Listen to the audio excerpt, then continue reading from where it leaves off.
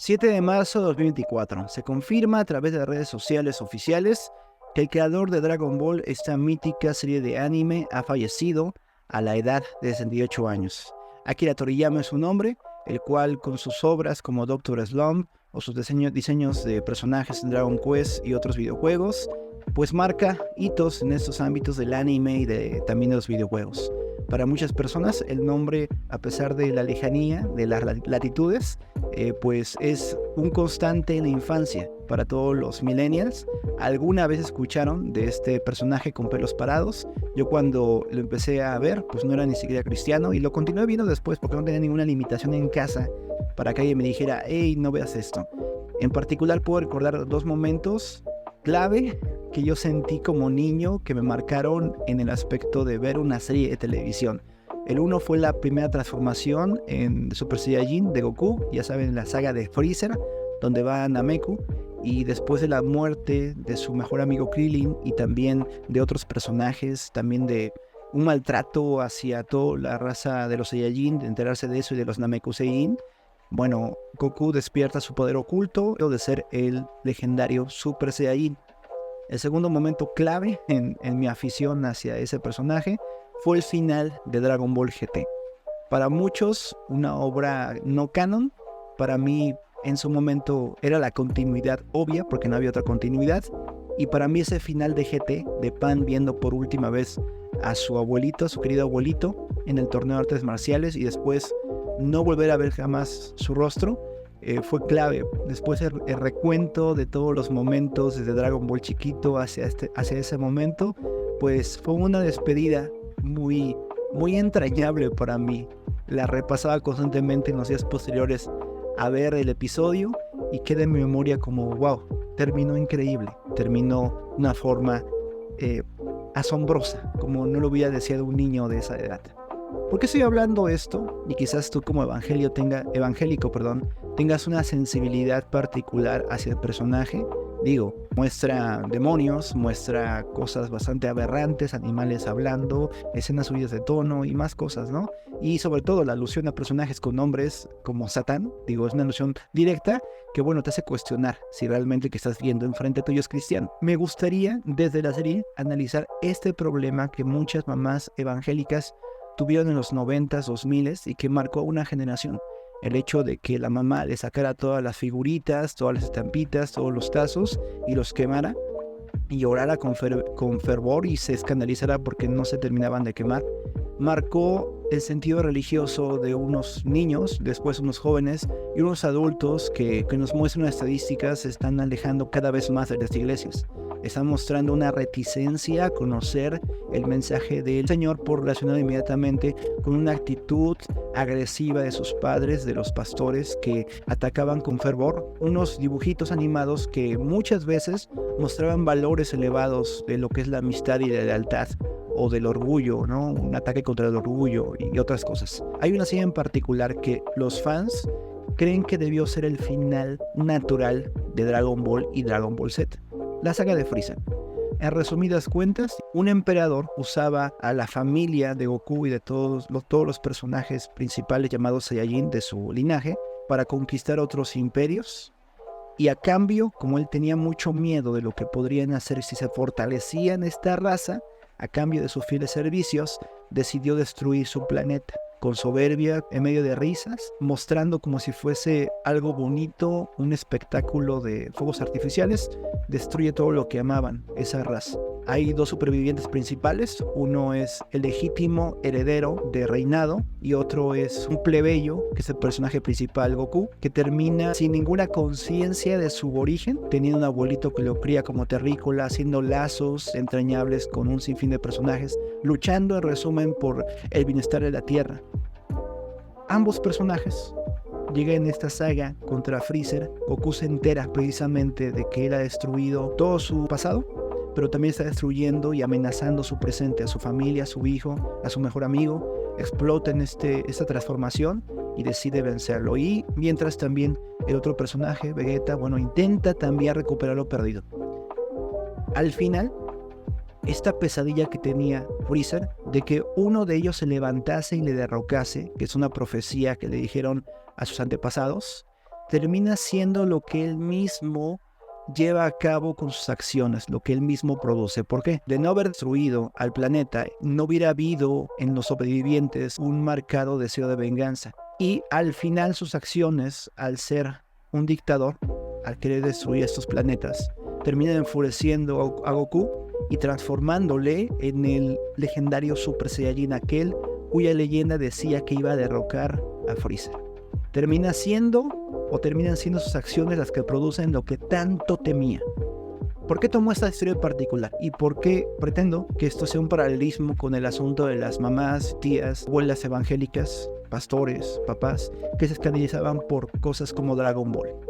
Hay un video muy interesante que le hicieron a un influencer llamado Yokoi Kenji sobre si Goku era satánico o no, y lo voy a reproducir. ¿Goku? Que si Goku es satánico. Yo tengo la cifra. Esta es mi respuesta a esa pregunta. Son 11.290. 11.290 niños que solo en el 2017 fueron abusados sexualmente. Y esto cifras del bienestar familiar. Quiere decir, los que lograron ser denunciados. Los casos que lograron denunciar, 11.290, cada 46 minutos un niño fue abusado sexualmente en el año 2017.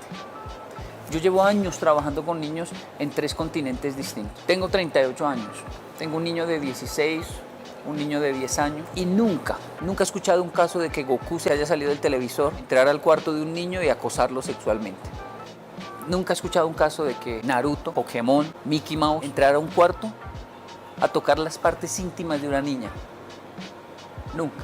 Siempre es un ser humano y en su porcentaje más alto, un adulto haciendo estragos. Para mí la maldad sí existe, pero satanizan lo que no debe satanizar, lo que no es. Ve el diablo donde no está. Quiere prohibir Dragon Ball, Goku y cosas así y no se da cuenta que los niños deben ser protegidos de nosotros, los adultos. Siempre es un familiar, un tío, un primo, un exceso de confianza, un exceso de ingenuidad, cuando la historia siempre nos ha dicho lo mismo. A los niños hay que cuidarlos. Es muy cierto, quienes hacen la maldad real que hace daño en la infancia, la más descarnada, la más horrible, son personas, no juegos, no series de televisión. Sobre todo una que nunca te has parado a ver con la persona. Creo que lo que más ha hecho estragos inclusive en el pueblo evangélico son las enseñanzas pobres de que haciendo esto o no haciendo esto vas a alcanzar a Dios y vas a ser salvo. Creo que es la cosa más legalista del mundo que te aleja de Dios. Es más, ¿cuántas veces no hemos visto jóvenes que fueron cristianos o vienen de familias cristianas que argumentaban es que mi madre era una fanática que me prohibía todo y a todo me contestaba con aspereza, con ferocidad? Termina siendo como en el ejemplo de Freezer, que provocó su propia perdición. Muchas madres evangélicas con ese celo extraño, que era todo menos cristiano, terminan siendo las que alejan al niño, al joven, de Dios.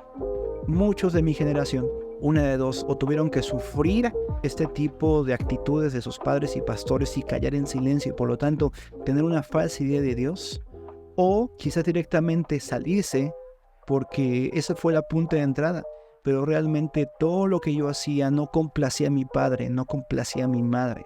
Hay en la proclama de Juan el Bautista un pequeño texto que me llama mucho la atención del ministerio de Juan el Bautista.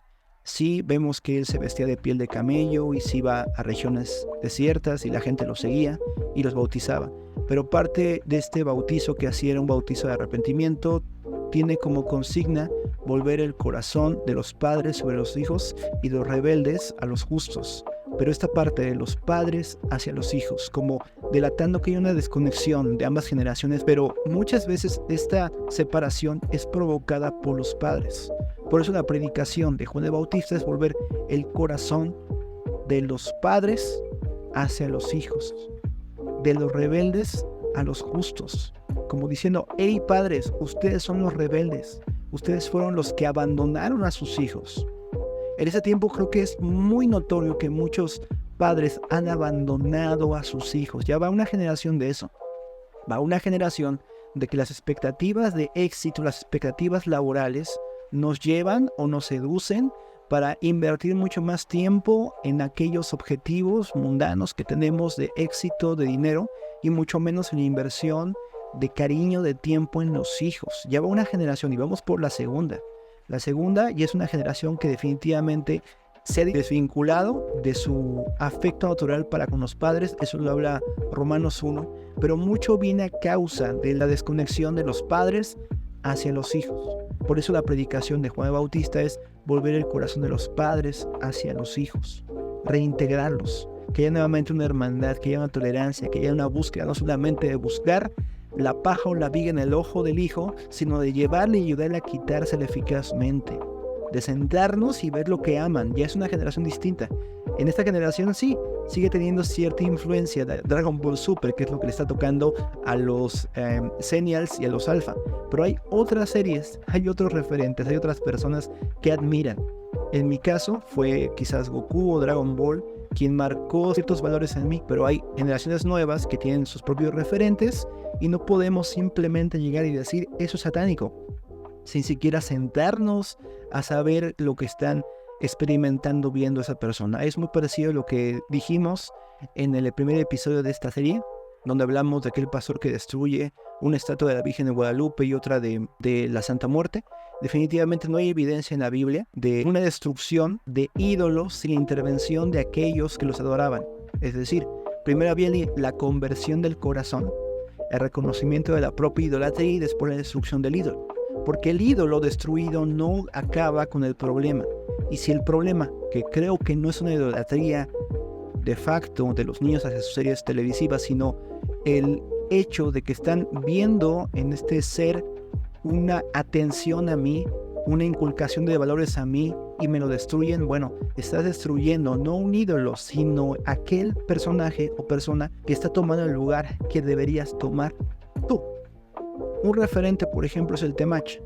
Y el camino fácil es decir, al niño no lo veas o al joven no lo veas, por ese y ese motivo. Pero si no hay una sustitución de una persona que cubre el papel que está cubriendo el Temach, de mostrar al joven, al adolescente, de qué es un hombre, bueno, la persona va guardando rencor, va a tener teorías conspirativas en su mente y va a alejarse poco a poco del cristianismo, porque lo va a creer tan débil, lo va a creer tan desconectado de las necesidades que tiene, que va a buscar sus referentes a otra parte. Porque si el cristianismo no está enseñando los valores para el joven, para el hombre, para la niña, realmente los van a buscar en otra parte. Y después nos vamos a estar quejando de por qué los niños, los jóvenes, abandonan la fe del cristianismo. Porque preferimos satanizar cosas que no tienen ningún valor moral y llamar bueno a lo que sí tiene que ser condenado.